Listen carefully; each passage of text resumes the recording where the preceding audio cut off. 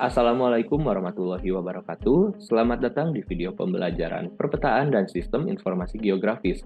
Pada video kali ini, saya akan menjelaskan mengenai pengertian dan juga komponen-komponen dari penginderaan jauh atau remote sensing. Selamat menyaksikan.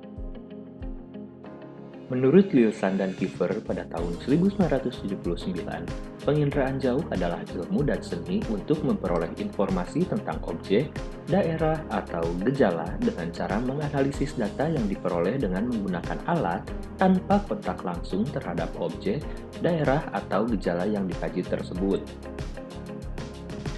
Beberapa contoh hasil penginderaan jauh diantaranya adalah citra satelit Landsat 8 dan juga citra UAV atau Unmanned Aerial Vehicle. Dan setiap perangkat ini tentunya menghasilkan gambar dengan ciri khas dan fungsi masing-masing.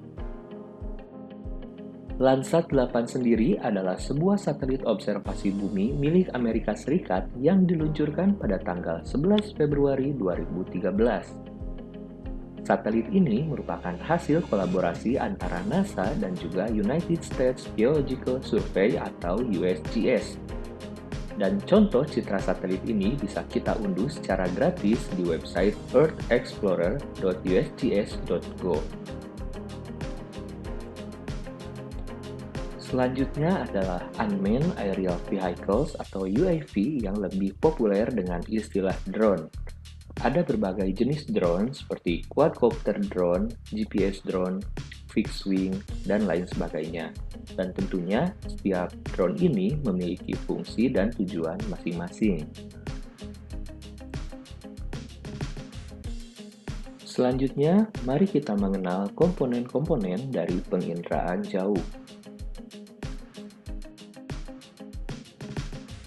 Komponen yang pertama adalah sumber energi.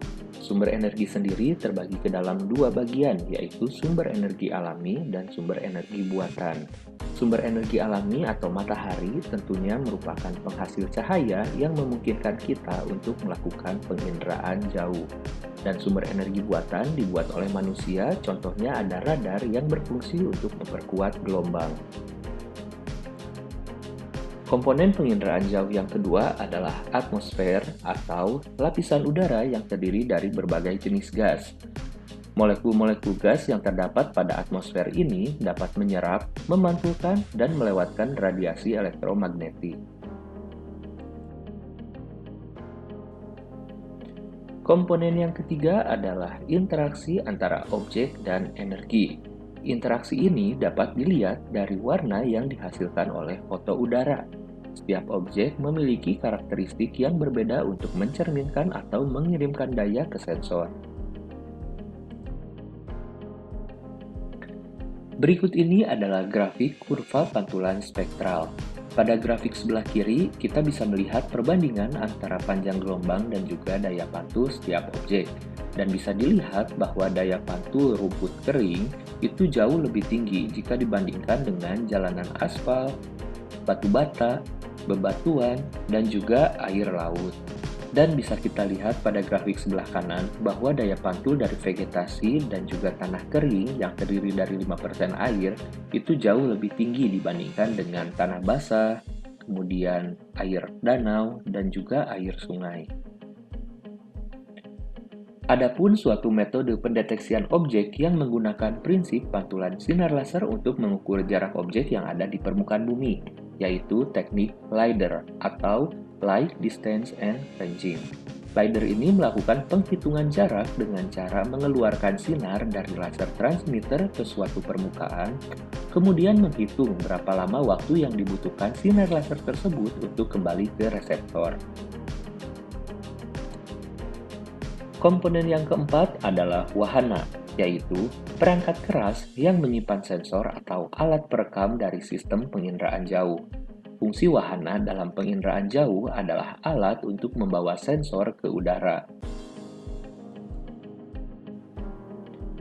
Komponen yang kelima adalah sensor, yaitu alat pemantau yang dipasang pada wahana.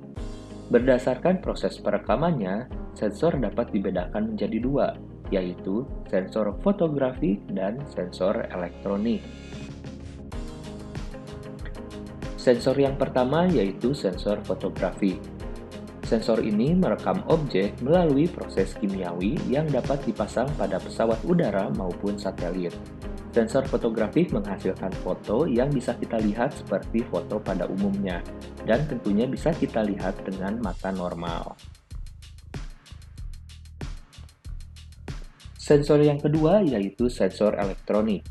Sensor ini bekerja secara elektrik dalam bentuk sinyal pada spektrum yang lebih luas, yaitu dari sinar X sampai gelombang radio yang menghasilkan citra. Komponen yang keenam adalah pengolahan data. Data dari penginderaan jauh ini terdiri dari data manual dan juga data numerik. Data manual adalah data dari hasil interpretasi citra dengan menggunakan stereoskop, yaitu suatu alat untuk melihat kesan tiga dimensi pada foto udara. Dan data numerik adalah data yang diperoleh melalui penggunaan software khusus untuk penginderaan jauh.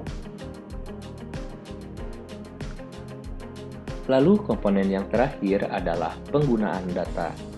Hasil dari penginderaan jauh ini bisa digunakan di berbagai bidang, di antaranya bidang geologi, bidang kehutanan, bidang kependudukan, bidang kelautan, dan bidang lainnya.